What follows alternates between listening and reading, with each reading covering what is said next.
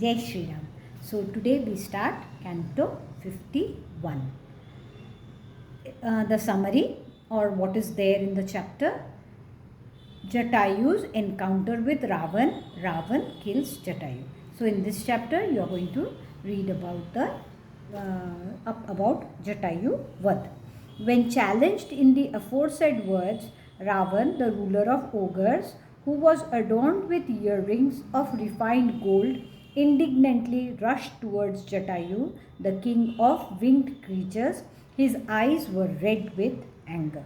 The sustained exchange of blows which ensued between the two warriors in that great conflict was tumultuous, like a clash between two clouds impelled by a blast in the sky.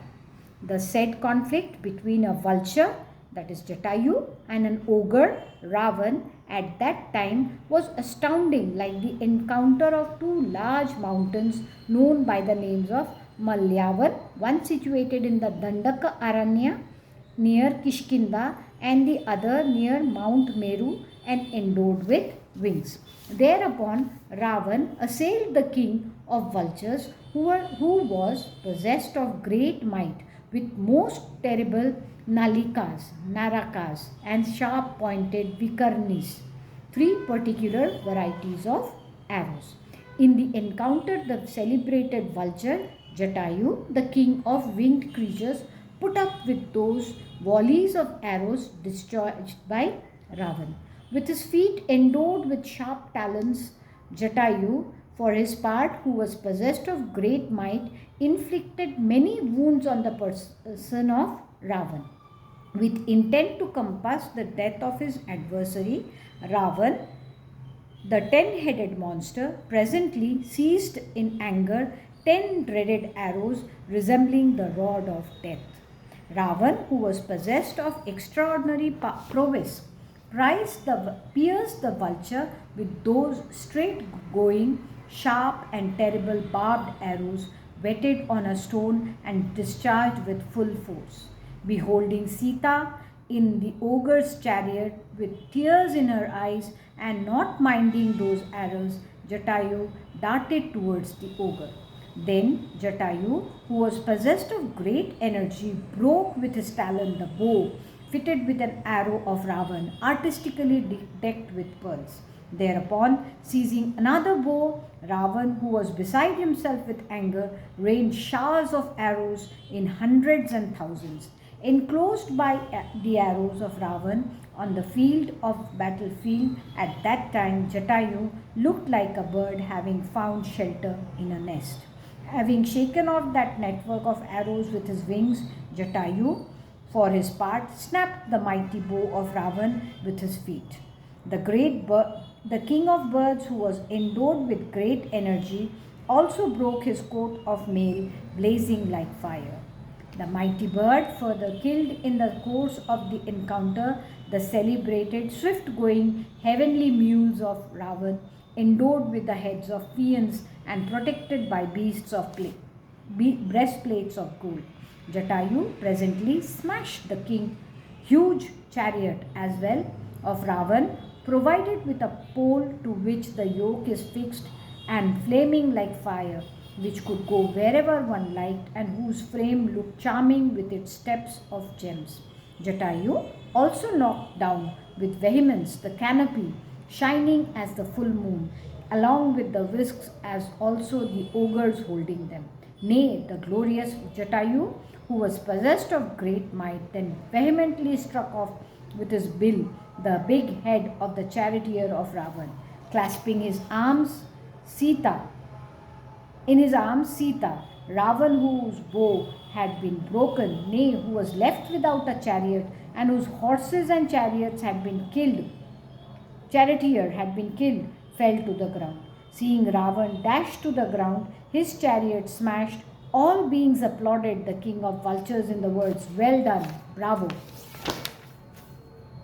Clasping the princes of Mithila, Ravan, for his part, who felt rejoiced to see Jatayu, the ruler of the feathered kingdom, exhausted due to age, rose once more to the heavens. Springing up on his wings, the king of vultures rushed towards Ravan, who was now on his move, highly rejoiced, clasping the daughter of Janak in his arms, the sword alone being left with him, all his other implements of war destroyed. Intercepting Ravan, Jatayu spoke as follows to Ravan: "Surely it is not for the destruction of ogres that you are carrying away this spouse of Sri Ram, whose arrows impinge on the body like the thunderbolt. O Ravan of meager understanding, with your near and dear ones, ministers, army, and retinue, you are drinking this beverage mixed with poison, as a thirsty man would drink water. Not foreseeing the result of their evil acts, unwise men perish very soon, as you are going to perish. Caught as you are in the noose of death, where can you hope to be delivered from it, like the fish which has swallowed a hook along with the bait?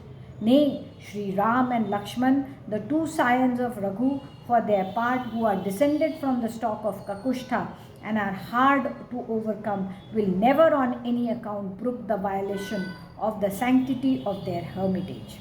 The way in which an act denounced by the world has been perpetrated by you, a coward that you are, is the path trodden by thieves. It is not the path followed by heroes. Fight with me if you are a hero, and pause a while, O Ravan. Struck dead by me, you will lie on the ground in the same way as did your brother Khara. For your own destruction, you have adopted such an unrighteous conduct as a man does at the hour of death. What man on earth, be he even Lord Brahma and the ruler of all the worlds, would undertake an action that results invariably in sin? Uttering these wholesome words, the powerful Jatayu swooped on the back of the 10-headed ogre. Catching hold of the latter, he tore the ogre all over with his sharp talons, as the rider of an elephant mounted on it would prick the elephant with his goad. Plunging his beak into the ogre's back, Jatayu, who had claws, wings, and a bill for his weapons, tore him and pulled his hair with his talons. Nay, being tormented again and again by the king of vultures as aforesaid, the said ogre trembled with rage, his lips throbbing through indignation. Pressing Sita tightly in his left lap, the afflicted Ravan, who was beside himself with rage, struck Jatayu with the palm of his hand. Dodging that blow, Jatayu, the king of birds, the chastiser of his foes, presently tore off his 10 left arms with his beak. Even though his 10 arms had been severed, fresh arms sprang up on all of a sudden, even like serpents issuing from an ant hill and emitting sprouts of poison. Thereupon, letting alone Sita, the powerful Ravan angrily struck the king of vultures with his fists and feet. Then, for an hour or so, a duel ensued between the two warriors of incomparable prowess, Ravan, the foremost of ogres, and Jatayu, the chief of vultures. Again, unsheathing his sword, the said Ravan looped off the wings, the feet, and the flanks too of Jatayu, who was contending in the cause of Sri Ram, with his wings sundered all at once by the ogre of fierce deeds. The great vulture, whose life was now of short duration, dropped down on the ground. Distressed to see Jatayu fallen on the ground, drenched with blood, Sita, a princess of the Videha territory, rushed towards him as towards one of her own kin. The said Ravan beheld the celebrated Jatayu of exalted prowess, who approached the splendor of a dark blue cloud and was marked with white breast, lying on the ground like an extinguished forest fire. Sorry. Then embracing the aforesaid bird, who had been fatally injured by the vehemence of Ravan and thrown on the ground, Sita, daughter of Janak, for her part, whose countenance shone like the moon, cried once more on that occasion. Thus ends Canto 51 in the Aranyakand of the glorious Ramayan of Valmiki, the work of a rishi and the oldest epic. Jai Shri Ram.